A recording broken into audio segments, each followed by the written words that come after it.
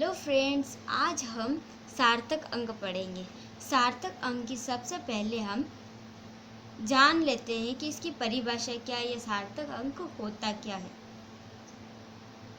किसी भौतिक राशि को शुद्ध रूप में व्यक्त करने वाले अंकों को सार्थक अंक कहते हैं। अब किसी भी संख्या का हमें यदि सार्थक अंक ज्ञात करना है तो हमें इसके कुछ रूल दिए गए हैं, वो पता होना ज़रूरी है। इसके टोटल 8 रूल दिए गए हैं।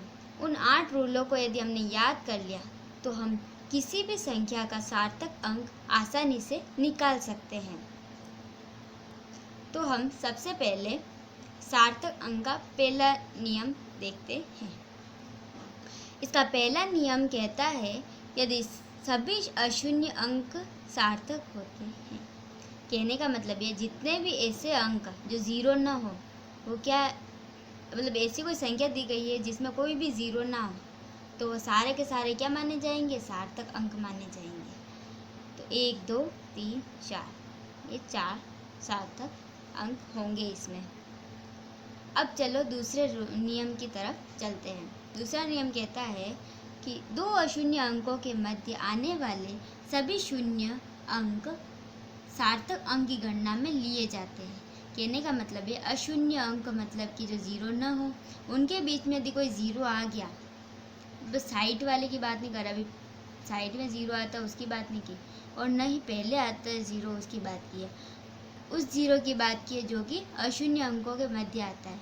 यानी कि यदि कोई ज़ीरो अशून्य अंक के बीच में आता है, दो अशून्य अंकों के बीच में आता है, तो उसे हम काउंट करेंगे सार्थक अंक में। तो चलो गिनते हैं, 1 2 3 4, तो हमने एक गिन लिया। अब यहाँ पे भी देखना, ज़ीरो जो है दो अशून्य अंकों के बीच में है, यानी इसे भी काउंट करेंगे। 1 2 3 4 5 6, यानी 6 सार्थक अंक हो गए हमारे। अब अगला नियम देखते हैं।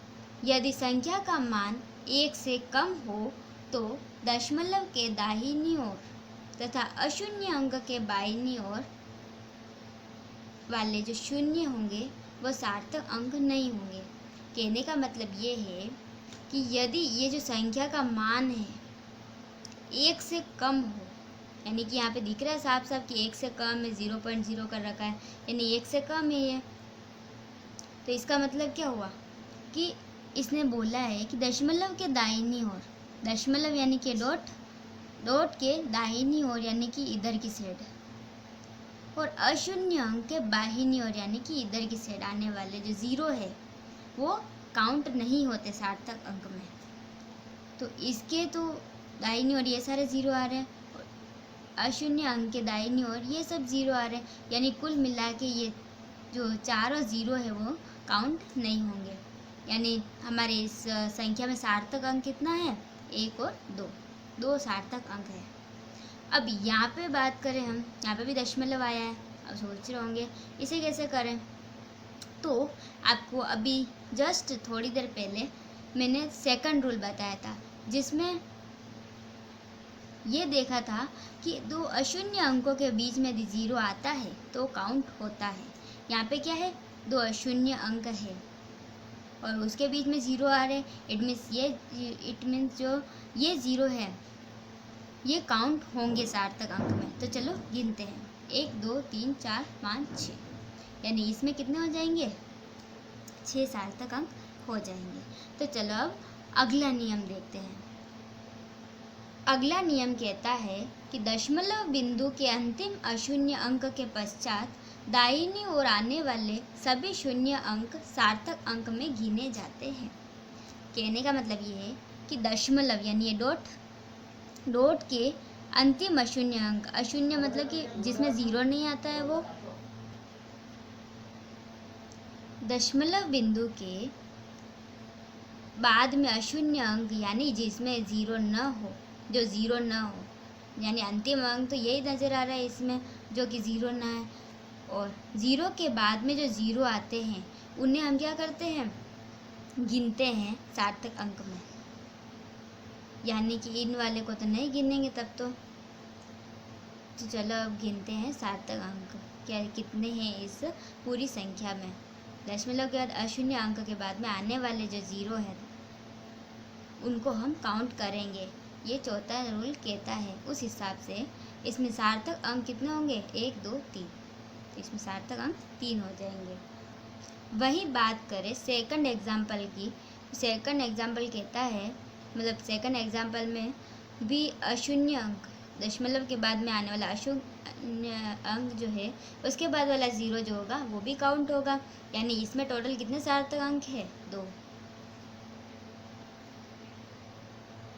अब हम चलते हैं अगले सार्थक अंक के नियम पर।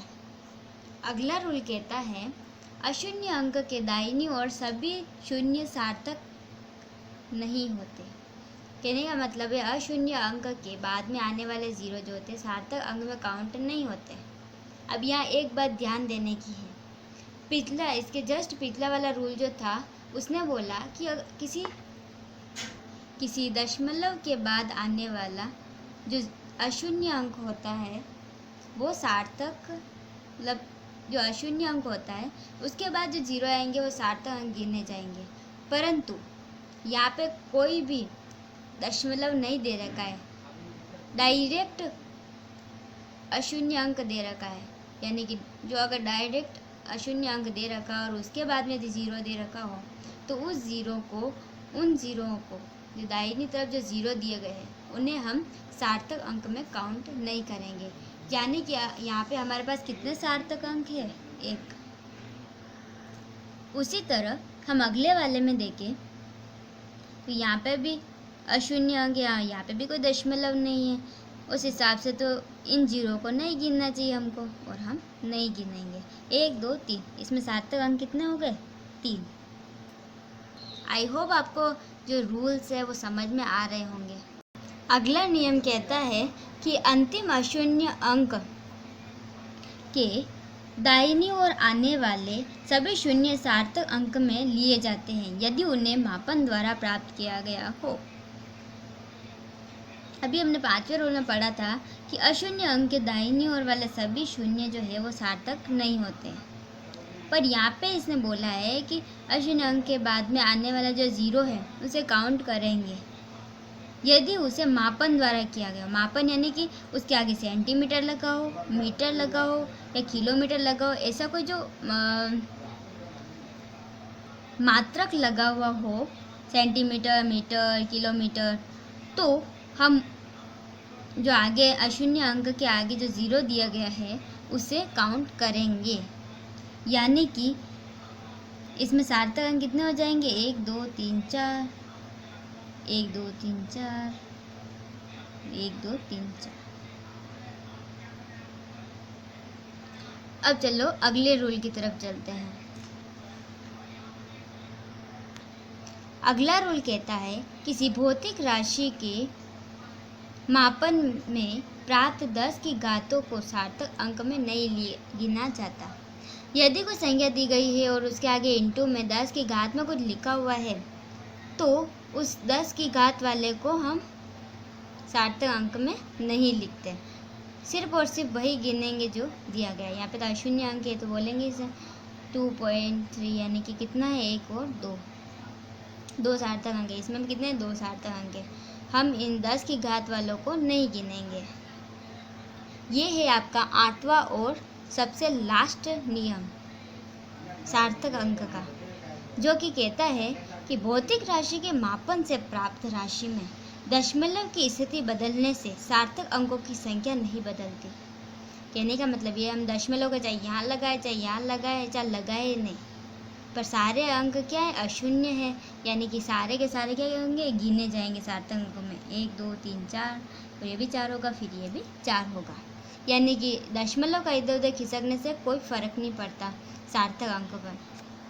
ये हो गए आपके 8 के 8 सार्थक अंक ज्ञात करने के नियम। यदि आपको एक बार में याद नहीं हुआ हो तो इस वीडियो को वापस से दोहराएं, इसे 3 बार ध्यान से पढ़ना, ये रूल याद हो जाएंगे आपको। ये इतने डिफ़िकल्ट भी नहीं है जितने इतने सारे देख के लग रहे होंगे कि इतने सारे हम याद कैसे करेंगे, पर आप इन्हें 3 बार ध्यान से पढ़ना, 3 बार समझ में नहीं आया, 4 बार पढ़ना, 5 बार पढ़ना, लेकिन ये सारे रूल इतने इजी से आपको समझ में आ जाएंगे और याद भी हो जाएंगे।